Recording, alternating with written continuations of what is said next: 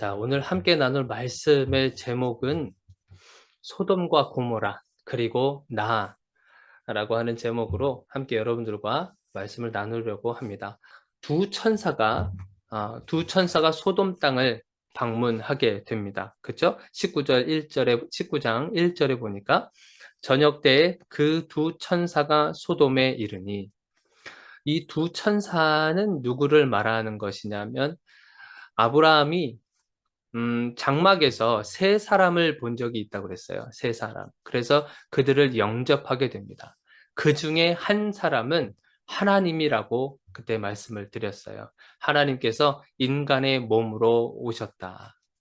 그리고 나머지 두 사람은 천사를 이야기합니다. 천사.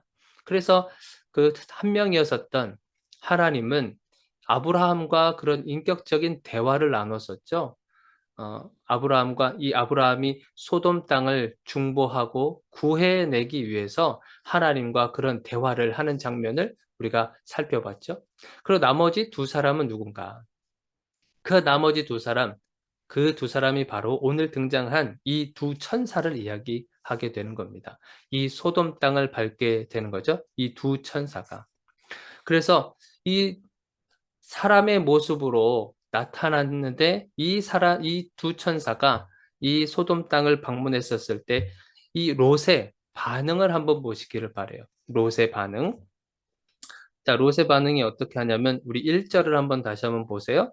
자, 저녁 때에 그 두 천사가 소돔에 이르니 마침 롯이 소돔 성문에 앉아 있다가 그들을 보고 일어나 영접하고 땅에 엎드려 절하며, 그 두 천사를 극진히 지금 영접하고 있는 장면을 보게 돼요. 그러면서 롯이 이 두 천사에게 간청을 합니다. 2절도 한번 보세요. 이르되 내 주여 돌이켜 종의 집으로 들어와 발을 씻고 주무시고 일찍이 일어나 갈 길을 가소서. 그렇게 이 롯이 이야기를 하고 있어요. 두 천사가 왔는데 그 두 천사를 지금 롯이 간청하면서 우리 집에 머물기를 원하고 있다고 하는 거예요. 여러분들 이 장면 기억나시나요? 아브라함도 마찬가지 이런 모습들을 보여줬어요. 아브라함도 세 명이 등장을 했었을 때, 아브라함이 이 세 사람을 영접했을 때 모습하고 이 롯이 이 두 천사를 영접했을 때의 모습이 너무 똑같아요. 너무 비슷합니다. 이것이 어떻게 보면은 하나의 습관처럼 자리가 잡힌 거죠. 어떤 문화에 의해서 습관처럼 이 손님들을 대접하는 그런 모습들을 가지고 있다고 하는 것이에요. 아브라함과 그리고 조카 롯이 똑같이 손님들을 이렇게 영접하고 있는 모습을 우리가 볼 수 있어요. 이것은 우리가 어떤 배경이 좀 있습니다. 어떻게 이 아브라함과 조카 롯이 이 손님과 같은 이런 사람들을 어떻게 이렇게 극진히 대접할 수 있었는가라고 하는 것은 어떤 한 민족의 그런 영향을 받았기 때문에. 그런데 그 민족이 누구냐면 베두인이라고 하는 겁니다. 베두인. 이 베두인이라고 하는 사람들은 어떤 사람들이냐? 유목민족들이에요. 당시 어떤 고대 근동 사회에서, 우리가 아브라함이 살고 있었던 이 시대를 우리가 고대 근동 사회라고 부르거든요. 이 고대 근동 사회 이때에 베두인들이 있었습니다. 이 베두인들은 이렇게 곳곳을 돌아다니면서 유목 생활을 하는 사람들이에요. 그런데 이 베두인들은 특별히 어디에서 살았냐면 광야와 그리고 사막과 같은 곳에서 주로 살았던 사람들입니다. 광야와 사막 이런 데를 오고 가면서 여러분들이 생각해 보세요. 너무나 뜨거운 곳입니다. 물을 접할 수도 없고 뭐 식물을 찾아볼 수도 없는 그런 광야와 사막과 같은 지역을 이 베두인들은 삶을 이렇게 살아갔다고 하는 거예요. 어떻게 살았겠어요? 그들은 반드시 함께 가축을 기르는데, 그 가축이 대부분 양과 염소라고 합니다. 양과 염소. 이 양과 염소를 반드시 같이 가축으로 길러서 이 사막과 이런 광야 같은 곳에서 생활을 하게 된 거죠. 그러니까 이 광야와 사막에서 홀로 살아갈 수는 절대 없어요. 홀로 살아갈 수 없고 반드시 같이 살아야 됩니다.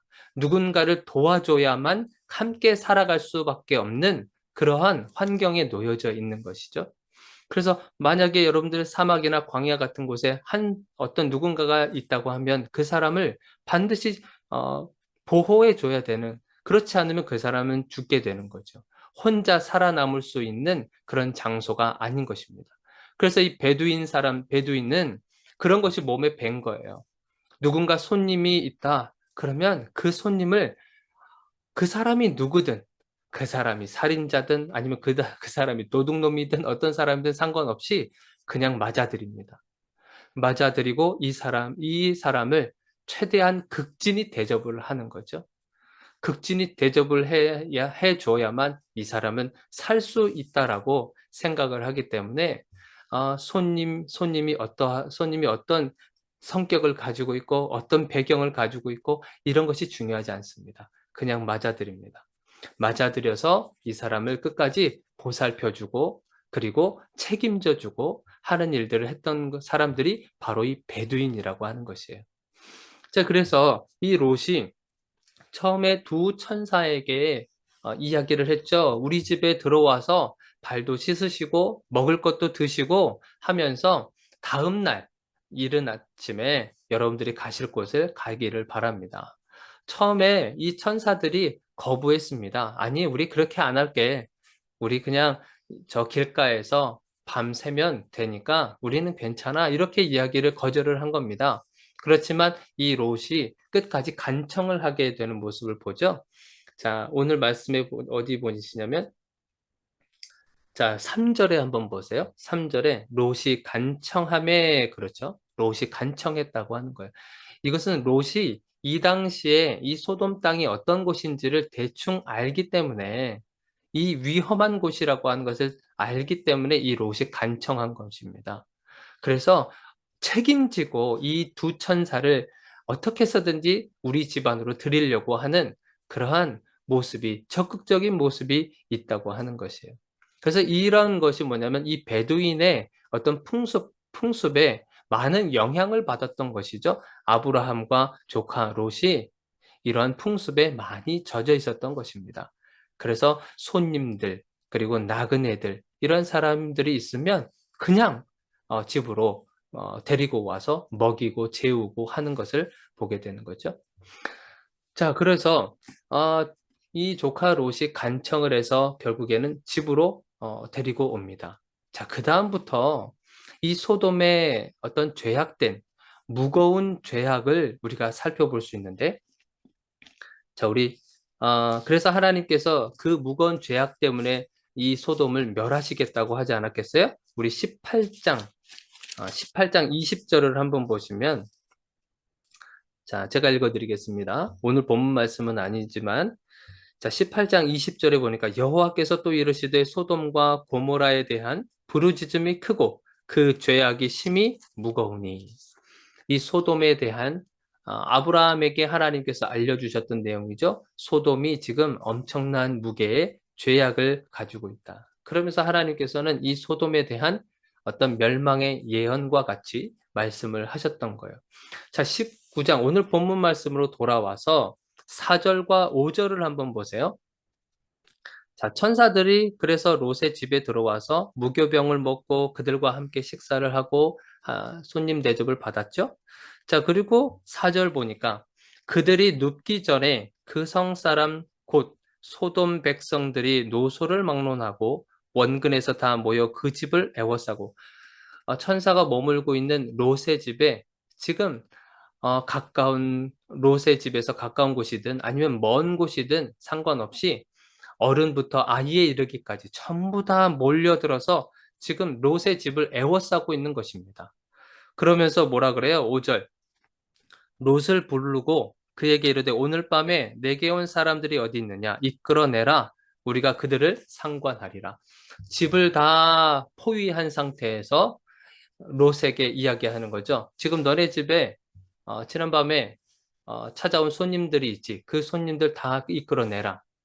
자, 그러면서 내가 그들과 상관하겠다라고 이야기를 하고 있어요.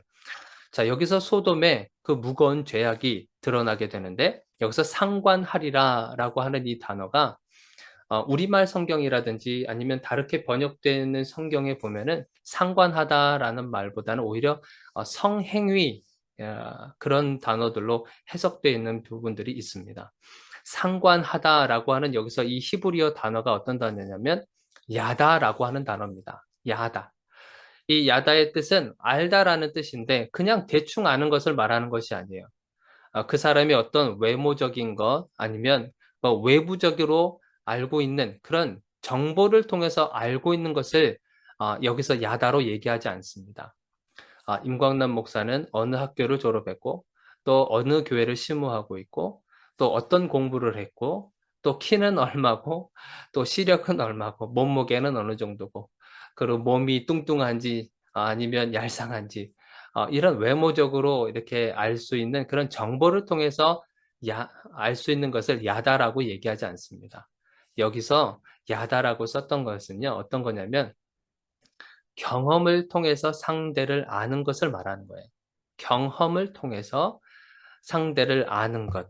여기서 경험이라고 하는 것은 뭐냐면 함께 잠자리를 같이 하는 겁니다. 함께 잠자리를 같이 해서 그 사람의 몸도 알고 그 사람의 생각도 알고 마음 상태도 알고 있는 어떻게 보면 긍정적으로 보면 참 좋은 부부 관계에서나 있을 법한 그런 것을 이야기할 때 야다라고 하는 겁니다. 우리 부부가 같이 결혼을 해서 함께 같은 침대에서 잠을 자고 함께 이렇게 몸을 부딪히면서 이렇게 할 수 있는 이 부부만에 가질 수 있는 이 성행위들, 이런 것이 너무나도 아름다운 모습이거든요.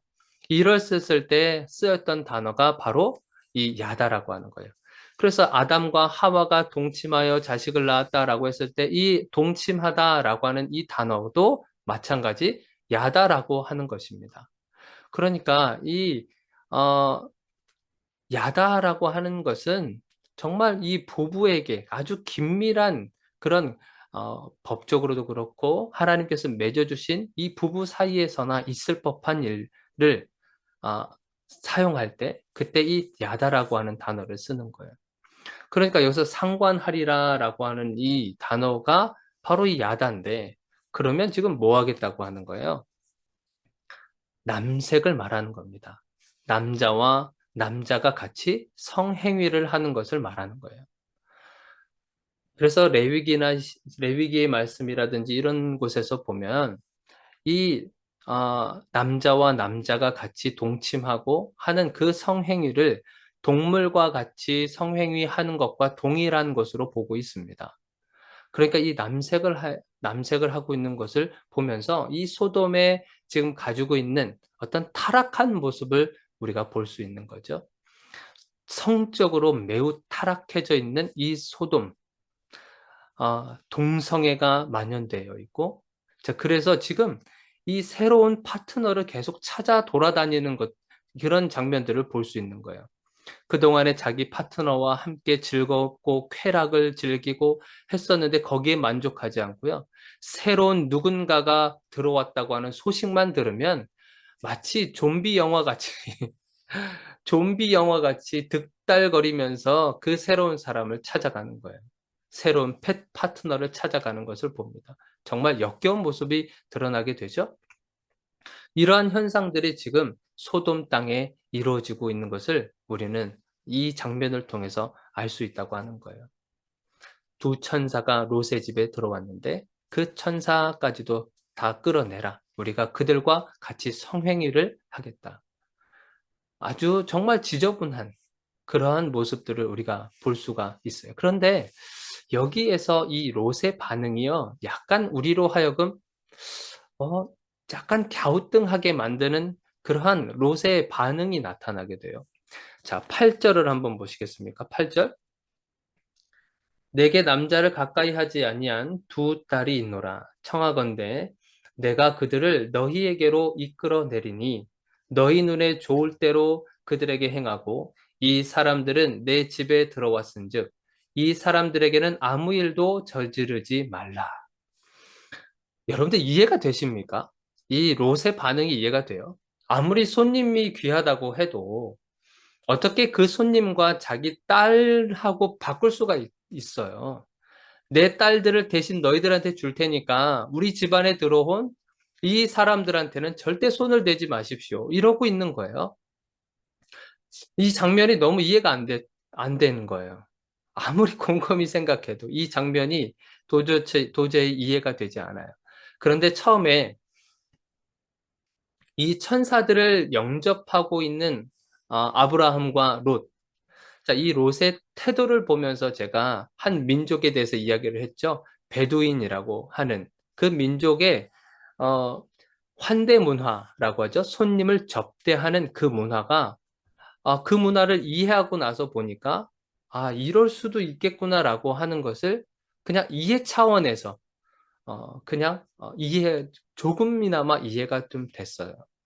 베두인들의 그 생활 방식이 어떻다 그랬습니까? 우리 집안에 들어오면 이 집안에 들어오면 무슨 방법을 사용해서든 내가 안전하게 이 사람들을 지키겠다고 하는 그러한 마음들이 있다고 하는 것이에요. 이들이 바로 베두인의 그런 환대 문화의 풍습이거든요. 손님들이 만약에 우리 집안에 들어오면 어떤 방식을 통해서든 어떤 방법을 사용해서든 이 사람들을 내가 책임지고 보호하겠다라고 하는 마음이 굉장히 강했던 거예요. 그러니까 이 사람이 어떤 사람인지는 전혀 중요하지 않고 일단 내 집에 들어왔기 때문에 내가 이들을 끝까지 책임지겠다고 하는 것이 이들의 마음속에 자리 잡고 있다고 하는 거예요. 그래서 베두인에 관련한 그런 이야기들이 조금 있습니다. 이제 전해져 내려오는 그 이야기 중에 하나를 여러분들에게 좀 소개를 해 드리려고 그래요. 이 베두인의 이런 환대 문화를 조금 이해하기 위해서 좀 필요한 부분들이라서 생각이 들어서 여러분들에게 좀 소개를 해 드리려고 그래요. 어느 마을에 베두인 가정이 살고 있었어요. 그 베두인들이 살고 있었는데 그 집에 감옥에서 탈출한 죄수가 이 집을 들어가게 된 거예요. 그러니까 이 베두인은 이 사람이 뭐 죄수인지 아닌지 그것도 모르고 그냥 맞아들인 겁니다. 맞아들여서 이 사람을 계속 먹이고 또 재워주기도 하고 또 극진히 또 대접해 주면서 이렇게 보호해 주고 있었던 거죠. 그런데 이 사실을 경찰과 그리고 어떤 군인들이 그 사실을 알고 이 베두인 집에 찾아온 거예요. 베두인 집에 찾아와서 이 사람한테 얘기하는 거죠. 당신이 지금 보호하고 있는 그 사람은 지금 감옥에서 탈출한 사람입니다. 그러니 우리들에게 넘겨주시오. 이렇게 이야기를 했는데 베두인은 어떻게 했냐면 절대 나는 그렇게 할 수 없다. 이미 내 집안에 들어온 사람이기 때문에 나는 그 사람이 죄인이든 그 사람이 탈옥수든 그런 상관없이 나는 저 사람을 끝까지 보호할 것이다. 그러니 당신들 돌아가시오. 이렇게 대답을 한 거예요. 그러니까 경찰들과 이 군인들이 당황하게 되면서 좀 강압적으로 이제 이 죄수를 데려가려고 하다 보니까 이 베두인이 어떤 행동을 했냐면 자기가 소유하고 있었던 총을 하나 꺼냅니다. 총을 꺼내서 자기와 지금 이 베두인에게는 한 마리의 소가 있거든요. 이 한 마리의 소는 생활의 전부입니다. 이 소를 통해서 경제적인 활동을 하고 있는 그런 베두인이었던 거죠. 그러니까 애지중지 키웠겠죠. 먹이도 주고 그리고 병이 나지 않았을까라고 하면서 밤새 돌보기도 하고 그래서 맛있는 음식도 주면서 이렇게 이 소를 정성을 다해서 길렀을 거란 말이죠. 근데 그 소를 향해서 이 베두인이 총을 겨누어서 그 소를 쏴 죽입니다. 얼마나 사랑스럽고 아끼는 그런 소겠어요? 그런데 그 손님을 지키기 위해서 죄인을 지키기 위해서 그 소를 총으로 쏴 죽이면서 그 경찰과 군인들에게 뭐라고 이야기했냐면 나는 나에게 온 이 손님을 죄인이든 탈옥수든 상관없이 나는 이 사람을 지키기 위해서라면 나의 가장 소중한 것까지도 죽일 수 있는 사람입니다. 이렇게 얘기를 한 겁니다. 그래서 나중에 이 탈옥수를 다시 데려갔는지 어땠는지 그것은 정확하게 어떻게 이어지는지는 잘 나오지는 않지만 어찌 됐건 이 베두인들이 자기 집안에 온 사람에게는 이렇게까지 한다고 하는 것이에요. 이것을 알고서 이 롯의 행동을 보니까 조금은 이해가 됐었습니다. 내가 사랑하고 내가 낳고 내가 길렀던 이 두 딸을 주면서까지 이 손님들을 지키겠다고 하는 이런 롯의 마음을 어느 정도는 이해가 되더라고요. 이 배경을 보고 나서 보니까. 그런데 아무리 풍습이지만 여러분들 이렇게 할 수 있습니까? 사실 저는 못할 것 같아요. 아무리 풍습이지만 어떻게 사랑하는 내 딸을 저 짐승과 같은 자들한테 넘겨주고 내 손님을 지키겠냔 말이죠. 저는 이해를 할 수 없겠지만, 그러나 이 베두인의 풍습을 보면서 아, 롯이 이런 마음을 가지고 할 수도 있었겠다라는 그런 조금이나마 이해를 할 수가 있었습니다. 자, 그러면서 롯이 이런 제안을 했어요. 자, 소돔과 고모라의 어떤 영적인 상태를 우리가 지금 살펴보고 있는데, 여러분들 7절과 9절, 우리 7절을 한번 보시겠어요? 오늘 본문 말씀 7절. 자, 7절에 보니까 이르되 청하노니 내 형제들아 이런 악을 행하지 말라. 그러면서 9절에 뭐라 그러냐면 그들이 이르되 너는 물러나라. 또 이르되 그들이 아, 이르되 이 자가 들어와서 거류하면서 우리의 법관이 되려 하는도다 하면서 이, 이 롯이 말하고 있는 것에 대해서 아주 거절을 하고 있는 것을 봅니다. 이 모습을 보면서 우리가 소돔과 고모라의 어떤 영적인 어둠의 그 상태를 알 수가 있어요. 롯이 어떠한 권면의 말을 한다 그래도 이것이 죄입니다. 이것은 죄악입니다. 이것은 하나님 앞에서의 죄악입니다라고 알리고 하지만 이 사람들은 전혀 움직이지 않는다는 것이에요. 전혀 움직이지 않고 오히려 이 롯을 정의를 선포하고 있고 선을 선포하고 있는 이 롯을 향해서 오히려 더 공격적으로 나타나고 있다고 하는 거예요. 어떠한 권면도요, 듣지 않는 거죠. 어떠한 말로 권면을 한다 할지라도 들으려고조차 하지 않는다고 하는 사실이에요.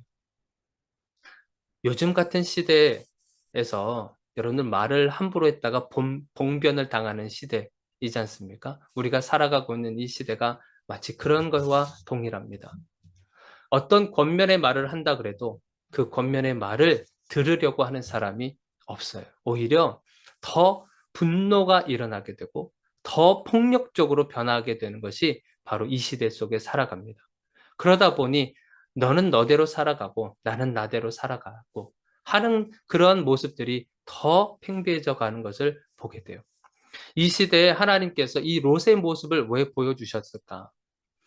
이 소돔 땅에, 이 소돔과 고모라 땅에 이러한 죄악으로 가득한 이 시대 속에서 왜 이 롯을 하나님께서 끄집어내셔서 우리들에게 보여주셨을까? 이 시대에 정말 롯과 같은 사람들이 우리에게 정말 필요하다라고 말씀하시는 거예요. 이 오늘날과 같은 이런 시대 속에서 무엇이 선이고 무엇이 악인지도 분별조차 하지 못하는 이 시대 속에서 정말 필요한 사람이 누군가? 이 롯과 같은 사람이 필요하다는 것이에요. 이 롯과 같이 정의에 대해서 선포할 줄 알고 그것이 잘못된 것이라고 한다면 내가 손해본다 할지라도 그것에 대해서 정확하게 이야기해 줄 수 있는 그런 선지자적인 그런 말을 해줄 수 있는 그런 의인이 필요하다라고 우리들에게 말하고 있는 것입니다. 여러분들 선을 말하고 그리고 정직을 이야기하면 사람들은 오히려 비웃으면서 그 사람을 오히려 더 깎아내리기도 합니다. 깎아내리면서 마치 자기들과 동일한 사람들로 살아가게끔 오히려 더 전도하고 있는 것을 보게 돼요. 우리처럼 살아야지. 당신네들처럼 그렇게 고리타분하게 하나님이 어디 계시느냐. 하나님의 정의가 어디 있느냐 하면서 오히려 더 따져 묻듯이 하면서 하나님의 존재 자체까지도 무시해버리는 그런 시대 속에 살아가고 있는 우리들의 모습을 보게 돼요. 그러면서 하나님께서 우리들에게 그러한 과제를 주신 것입니다. 오늘날과 같은 이 시대 속에서 분별하지 못하는 이 시대 속에서 롯과 같은 그 한 사람, 의인 그 한 사람을 오늘도 찾고 있다고 하는 사실인 거예요. 이 소돔의 영적인 어두움, 우리 11절에 보면 이렇게 또 써 있습니다. 문 밖에 무리를 대소를 막론하고 그 눈을 어둡게 하니 그들이 문을 찾느라고 헤매었더라. 영적인 눈이 가려진 거죠. 죄의 심각성을 이들은 깨닫지 못하는 겁니다. 이마만큼 심각해져 있다고 하는 사실을 이들은 깨닫지 못하는 거예요. 죄는요, 우리는 습성상 우리는 죄를 따라가게 되어 있습니다. 죄를 따라가게 되어 있고요. 우리는 선한 것과 의로운 것은 약간 뒤로 하게 됩니다. 우리는 습성상 그래요. 그래서 죄를 더 따라가게 됩니다. 내가 무엇을 보느냐? 내가 죄를 보고 있으면 처음에는 그것을 거부할 수 있지만 이것을 계속 보면 보는 대로 우리가 따라가게 돼요. 우리가 무엇을 듣느냐? 우리가 정의롭고 선한 것을 듣느냐? 우리가 무엇을 듣느냐에 따라서 우리가 그것에 심취하고 몰입하게 됩니다. 그래서 죄악된 것을 계속 듣기 시작하면 우리도 모르게 우리는 그것에 그냥 끌려가는 것입니다. 아무런 저항도 하지 못한 채 심지어는 그것을 오히려 더 환영합니다. 죄악을 더 환영하는 시대 속에 살아갈 수밖에 없다는 것이에요. 삶의 기준이 아예 없어지는 거죠. 분별력이 아예 사라져 버리는 거예요. 삶의 기준이 없으니까 그냥 나름대로 살아보려고 애를 쓰는데 결국에는 헤매는 삶이라고 이야기해요. 제자리 걸음인 겁니다. 아무리 애를 쓰고 한다 그래도 삶의 기준이 없기 때문에 그래요.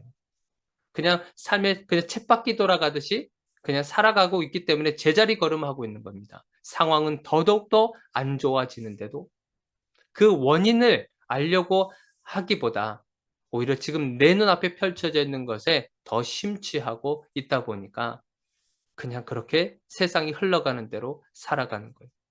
불의를 행하는 다수에게 그냥 끌려가는 인생입니다. 뭐 어때? 저 사람들도 다 동성애하고 저 사람들도 다 저렇게 윤리와 도덕적으로 다 망가져 살아가도 떵떵거리면서 저렇게 잘 살아가고 있는데 나라고 그걸 못하겠는가? 여러분 기준이 없어져 버리면요. 이렇게 되는 거예요. 우리가 죄의 심각성에 대해서 우리가 생각하지 않으면 우리는 계속 그 죄를 따라서 살아가게 되는 것입니다. 그러면서 무뎌지는 거예요. 죄에 대해서 무뎌지게 되는 거고요. 그리고 그냥 합리화하면서 그냥 받아들입니다. 괜찮아. 뭐 이렇게 살아보니까 괜찮네. 그런 마음과 생각들이 점점점 내 삶 속에서 굳어져 버리는 거예요. 말씀을 좀 정리하려 합니다. 소돔의 죄악. 여러분 소돔을 향해서 하나님이 심판을 하신다 그랬죠? 심판에 여러분들이 집중해서 보지 마시고요. 무엇을 우리가 봐야 되겠어요? 소돔을 통해서, 소돔의 죄악을 통해서 그 죄악의 심각성을 우리가 봐야 되는 거예요.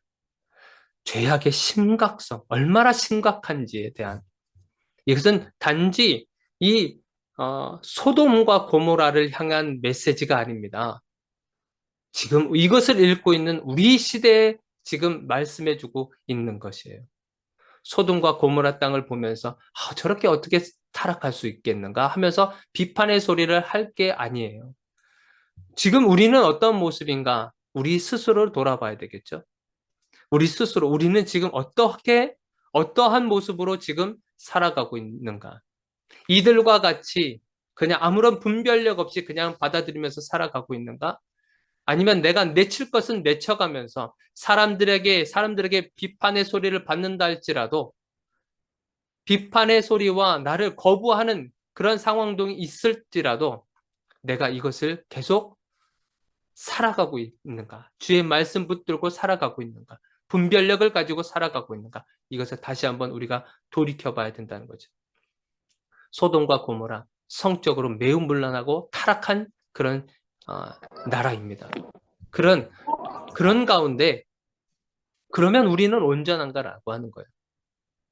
오늘날 여러분들 제가 굳이 설명을 하지 않아도 성적 타락해져 가고 있는 이 대한민국의 모습을 여러분들도 극히 알아볼 수 있으리라고 생각해요.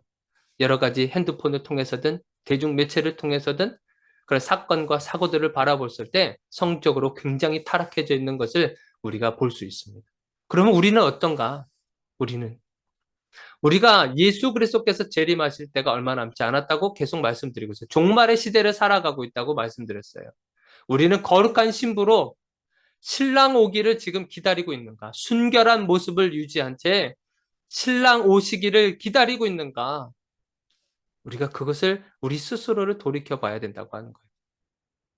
이 시대에 하나님은요, 이런 거룩한 신부뿐만 아니라 롯과 같이, 롯과 같이 하나님을 두려워하는 그런 의인 한 명을 지금 저와 여러분들에게 찾고 있습니다. 그 한 사람이 바로 저와 여러분들이 되기를 정말 주님의 이름으로 축원드립니다. 우리 같이 한번 기도하겠습니다.